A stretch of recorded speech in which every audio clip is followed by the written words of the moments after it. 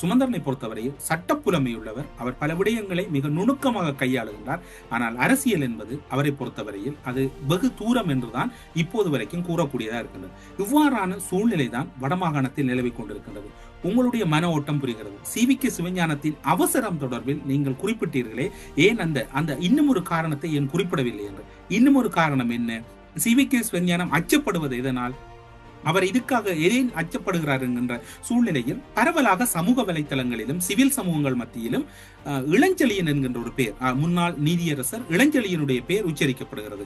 ஒருவேளை இளஞ்செழியனுடைய பெயரை அனைவருமாக சேர்ந்து முன்மொழிந்து விட்டால் அதற்கு தம்முடைய கட்சியும் ஒத்துச்செல்ல வேண்டும் என்கின்ற அச்சத்தில் இப்போது சுமந்திரனின் பெயரை முன்மொழிவதற்கு முதலில் கட்சியின் முடிவே எமது முடிவு என்று சுமந்திரனின் பெயரை முன்மொழிய போகிறார்கள். அவ்வாறு வருகின்ற போது யார் முன்னர் முன்மொழிகிறார்களோ அதுதான் முடிவாக இருக்க போகிறது. சுமந்திரனும் அதன் பின்னர் கூறுவார், இந்த காணொலியில் நீங்கள் பார்த்தது போன்று கட்சியின் முடிவை என்னால் மீற முடியாது, கட்சி முடிவெடுத்து விட்டது, அப்படி ஏன் கட்சியோடு கதையுங்கள் என்று. கட்சியோடு ஏன் கதைக்க வேண்டும்? அதனை கட்சியை கதைக்கக்கூடியதே சுமந்திரன் என்கின்ற போது கட்சியோடு கதைப்பதற்கு வாய்ப்பில்லை.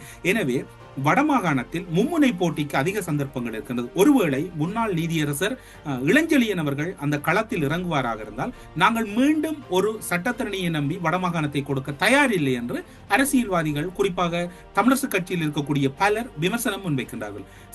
CV விக்னேஸ்வரன் அவர்களுடைய நிலை வேறு, இளஞ்செழியனுடைய நிலை வேறு என்று அங்கு கூறப்படுகிறது. இளஞ்செழியன் அதிக காலங்கள் மக்களோடும் அந்த மண்ணோடும் வாழ்ந்தவர். CV விக்னேஸ்வரன் என்பவர் மக்களுக்கும் மண்ணுக்கும் தொடர்பில்லாத ஒரு வாழ்க்கையை வாழ்ந்தவர் என்கின்ற ஒரு விமர்சனமும் பலர் மத்தியில் முன்வைக்கப்படுகிறது. அது எல்லாவற்றுக்கும் அப்பால் DTNA பொறுத்தவரையில் இந்தியாவின் முடிவை DTNA மீறி செல்லாது.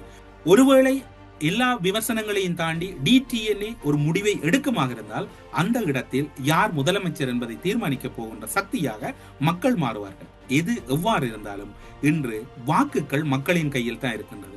சுமந்திரனை பொறுத்தவரையில் யாழ் மாவட்டத்தில் அவர் எத்தனை கூட்டங்களை நடத்தினார் என்ன, மக்கள் சந்திப்புகளை நடத்தினால் என்ன, அவர் என்ற ஒரு தோல்வியுற்ற தலைவராக இருக்கின்றார். அவர் அந்த தோல்வியில் இருந்து பாடம் கற்றுக்கொள்ளாத வரைக்கும் மக்களை பொறுத்தவரையில் அவர்கள் தொடர் தோல்வியை அவருக்கு வழங்குவார்கள். அந்த தோல்வி யாரை பாதிக்கும்? தொடர்ச்சியாக கட்சியை பாதிக்கும்.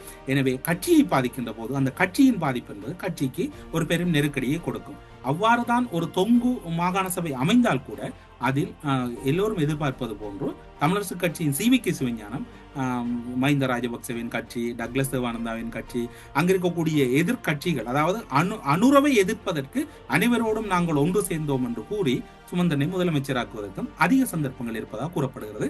இவை எல்லாம் திரைமறைவிலே ரகசிய பேச்சுக்கள் இடம்பெற்றுக் கொண்டிருக்கின்றன.